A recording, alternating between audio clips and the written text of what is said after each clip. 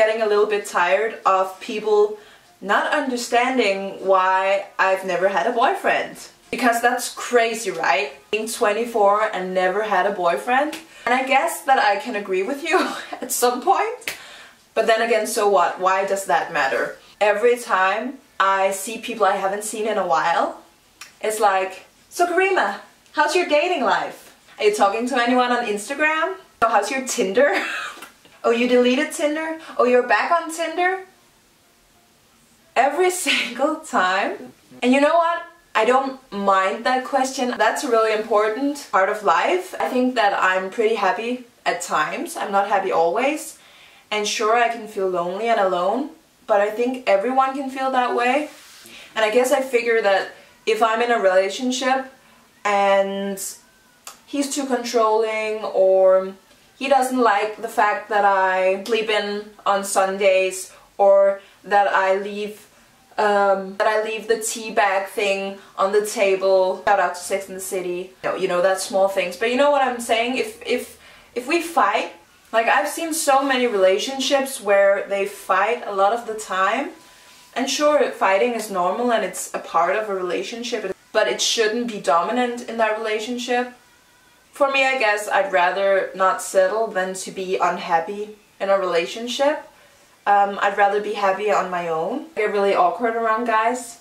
I just do. I'm not exactly the one to go up to you and say hi and introduce myself. Yeah, flirt. I'm not good with guys. I've never had guy friends. I don't know. There's some sort of vibe and pressure when it's guys. And I've always wished that I would be the kind of girl to have guy friends. Somehow I've never really succeeded in that. I guess I'm kind of afraid that I'm giving off wrong signals, or that they take my kindness and the fact that I smile for being flirty, because I've heard that a lot of times. That's mainly when I'm out, when I'm drinking.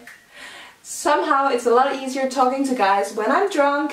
Surprise! That's just a different scenario. You don't find love at a bar, let's be honest. Not that kind of love anyways. You can find like love for the night, but that's what I hear a lot. It's like, oh, you're super flirty, you were flirting with me, and I'm like, I wasn't. I'm being nice. I smile a lot, I laugh a lot. How do you make it clear if you want to be someone's friend or if it's more? That's something I have had to learn as well, to be comfortable in saying no and being okay with that. I think what a lot of people don't understand either is I'm a sensitive soul. And I get really emotional about a lot of stuff. So I guess I can't really answer why I'm single or why I've never had a boyfriend. I guess it's multiple things. One is being afraid. I'm scared. And I think that's normal. I'm scared of rejection. I'm scared of loving too hard. I love pretty damn hard. I don't have a lot of people close to me, but I have a few good ones. And if I let you in, I'm not gonna let go. That part scares me, that if I let someone in and they hurt me, or I hurt them, or that it's just not gonna work out, I'm gonna have a really hard time just cutting it. So yeah, for me to have a boyfriend, I take it serious, I guess. I take that shit serious. Again, I know that you shouldn't take these things too serious. You know, you can just go out on a few casual dates, just get into dating, and just kind of see what kind of types you like, what you don't like, what attracts you, what doesn't. I've never been on a date either. I guess I'm a scaredy pants. I overthink too much. I think that what if I don't like the guy and I have to reject him, and he doesn't take it well, or if he doesn't like me. And also, at this point, I'm scared to go on a date because I think it's inevitable that the question will come up. So, how was your last relationship? Listen, I don't think it's anything to be ashamed of.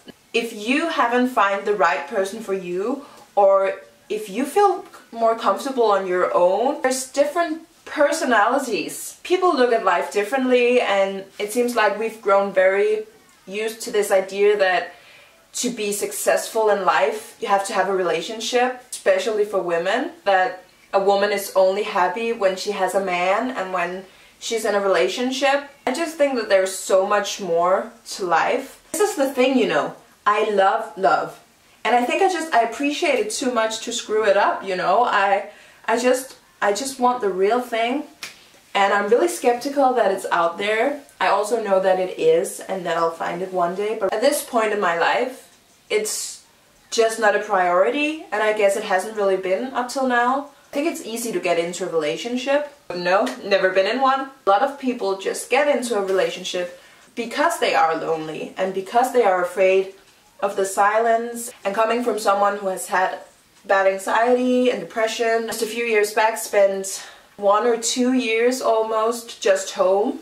I pushed everyone away and I did feel lonely, and still to this day I'm not really good at letting people really close to me. I'm not good at asking for help or leaning on someone if I need that. I don't want to get into a relationship just because I'm lonely. Now what I see is that if I had got in a relationship, say when I was 18 or 20 even, or 22 even, when I had no confidence, my self-esteem was very low, I didn't feel like I was good enough. All of my focus was on how I looked. How I was too fat, how I didn't look anything like my friends, blah blah blah, how I didn't look like anything you saw on Instagram, on TV, anything like that. I used to be in a place where I wasn't happy. I wasn't happy about myself at all. And that's the thing too. I don't think that you can love someone else, truly love someone else, when you don't love yourself. And I know that's so cliche, but it's also super true. What I know is that the way you are raised, it does leave some marks on you. And even though you really try to fight it and you don't want to become anything like the situation or the circumstance or the parent, and you try to escape that and become your own person, it will have some kind of effect on you. It's not your fault what kind of hand you were dealt as a child, but it is your responsibility as a grown-up how you choose to let that affect you. And I guess when I was growing up, I saw relationships and love in two different ways. The super romantic, lovey-dovey, perfect story from the TV shows I watched, and then there was my own experience at home where my parents have never showed love for each other, if that makes sense. I know now, and I also knew back then, that the relationship they had was normal. They fought a lot, never spoke about love or sex or things like that. I kind of found out about all of that stuff on my own.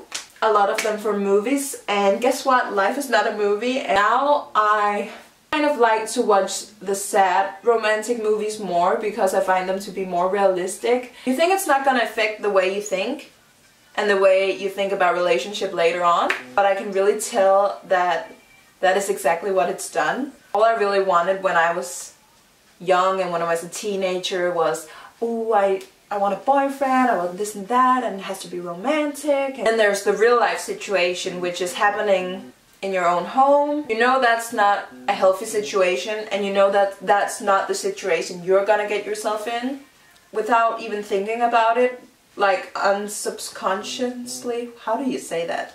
My brain just built in this wall and kind of protected myself for getting into a relationship that I didn't want or I didn't think was healthy. And say, like, I'm not saying this is the case or anything, but say that I was so insecure and I got into a relationship with a guy who was verbally abusive and, who knows, physically. I don't think that I would be very good at leaving that situation. The thing with me is that I am super overprotective with my friends and with my family and with my sisters. But when it comes to myself, I'm not really good at standing up for myself or saying no. So, you know, logically I would know what would be wrong. I would know when enough is enough. And I would be pissed at myself if I wouldn't leave a situation like that. Thinking about it emotionally, I don't know if I would be able to leave, which is terrible. I think a lot of people, if anything else, can relate to this, that you are usually more caring and loving for your family and for your friends and the people that you love than yourself. And again, that's really what it comes down to. It's self-love. Now, another aspect of it is I loved watching 90s shows, 90s movies and early 2000 chick flicks. All the cliches, good romantic stuff. You didn't really have phones and you would invite someone on a date and you would be like, I'll pick you up at 6 and then we'll go to the movies and then we'll this and that. So cute, right? Let's fast forward to 2019. And what do we have? Tinder. I can't even see what I'm doing. I'm just swiping. No. Swiping. And you see, I wasn't taught about Tinder. I think a lot of people in our generation are kind of just stumbling around. Can you find a relationship on Tinder? Isn't it just basically a hookup app? It's solely based on looks, and then every now and then someone has a cute profile text, but as soon as your pictures are the first thing, that is what matters, let's be honest. I end up just swiping left to everything, because if you're good looking, you're either a douchebag, judgment, or you're obviously too good looking to be interested in me. He's gonna be like, yeah, your pictures were a lot better. And that would be a whole other mess.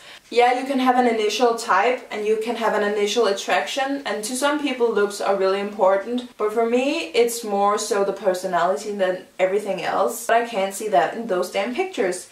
And when I'm on an app like Tinder, I get super superficial, and I hate that. Then it's like, okay, what does his height say? No, you're too short. I set these ridiculous, unrealistic goals. It's like, oh, he has to be this tall, brown hair, blue eyes, they have to sparkle, he has to have shiny shoes, oh, he stepped in mud, sue him. Girl, have you looked at yourself? It's ridiculous.